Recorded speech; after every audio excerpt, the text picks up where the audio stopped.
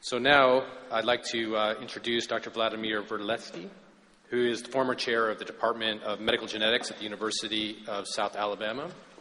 He's going to speak on congenital malformations in Rivne associated with the Chernobyl accident.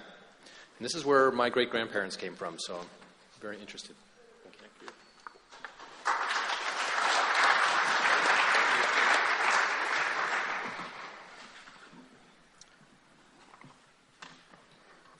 So,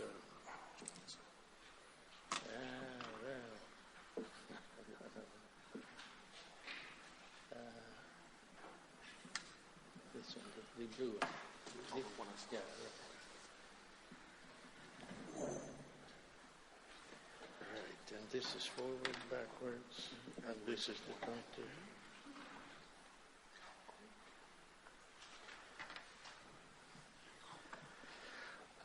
To start, I would like to thank very much the colleagues who organized this meeting, in particular Dr. Helen Caldicott, and also the press for expressing their interest by being present. This presentation is a little bit out of the main type of presentations you have heard, and it's a little bit technically complicated, so forgive me if I over or under aim my explanations. For those who know the subject, it may be too simple, and for those who are not very much in the line of this kind of work, it may not be clear, so please look me up. In any event, this is to stress that this is not a first observation. This is the third analysis, and is the very first time after 10 years where we start letting some results out, because the issue is credibility. It's not the data, but it's the credibility of the data. For general, those who teach and have students or young researchers, I think the news releases by the WHO or the IAEA are masterpieces of language manipulation. So I would like to call your attention that IAEA now is basically behind WHO, so their declarations now are given to the young people in the name of the World Health Organization, to which they should trust. Because if they don't trust the World Health Organization, then how can they trust much else? So the last one was in February 28th. And notice the similarities and the little nuances that are different. And one of those that I will show, the 205 declaration, is that now low-dose radiation appears as an if. And also the 100 millisieverts, the 100 gold standard, now appears to be lower. But all of that is sort of a nuanced in. And if you read further, now reduction of exposure is important, while in 205, in Kiev, they said, the whole delegation told the Ukrainian government to cut off all the programs that minimized exposures to about 250,000 people. So I would start.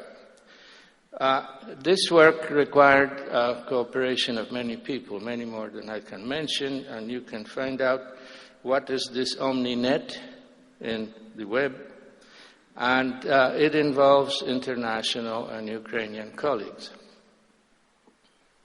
Now, here essentially is to point out that we have participants in the international group that are, most of them, focused on alcohol, because alcohol is a teratogen, and a teratogen is any cause, environmental cause, that can create malformations or developmental problems. And in Ukraine, alcohol is a fairly common universal teratogen. So if you don't take that into account, you're going to get confused with another universal teratogen, which is ionizing radiation.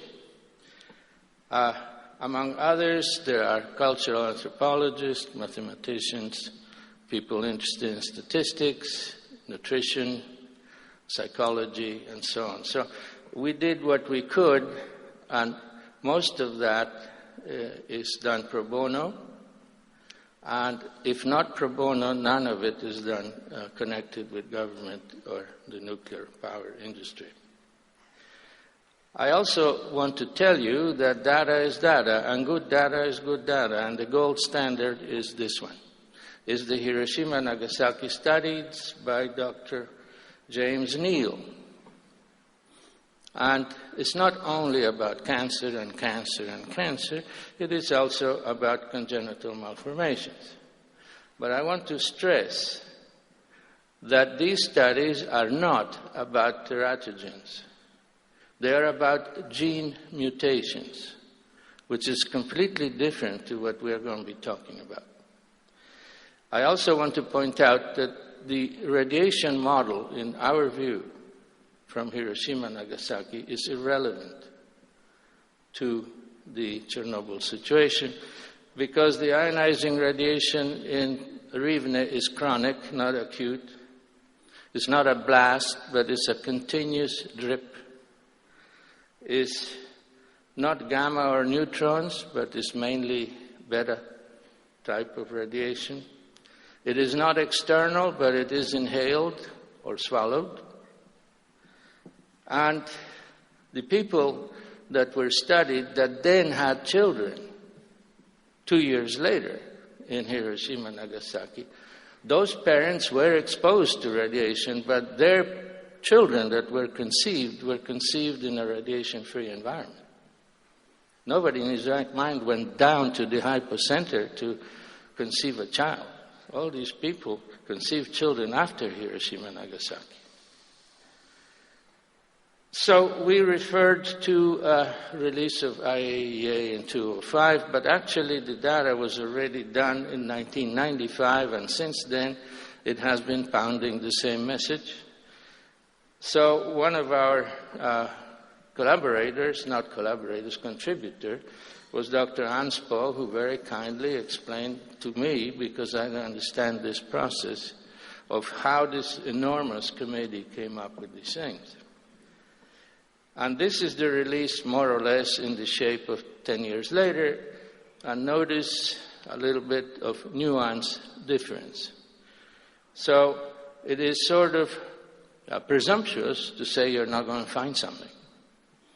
So presumptions are a little bit a derogatory term. But in any event, it freezes, or at least it makes it very chilled environment to say, well, I want to take a look.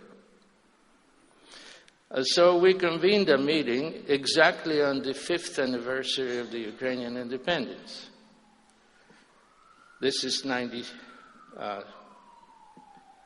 forget. But anyhow, this is 10 years, 1996, World Congress of Human Genetics, and we invite Dr. Anspo, we invite Dr. Neal, we talked to Dr. Joseph Warkany, who is the founder of teratology. By the way, that's his etching. It's called Hiroshima Shadows Without Men, and so on. And we decided to explore the possibility. Dr. Lazuk from Belarus, Dr. Barilak represented the Academy of Sciences of Ukraine. We got together in Rio de Janeiro. We put in, a couple of sources of funding, and we decided to try. Well, as you know, there is a situation of power change. After Chernobyl, 5 years later, Ukraine decided to leave the Soviet Union. The Soviet Union collapses. There is a creation of a new government. There's a power struggle between points of view.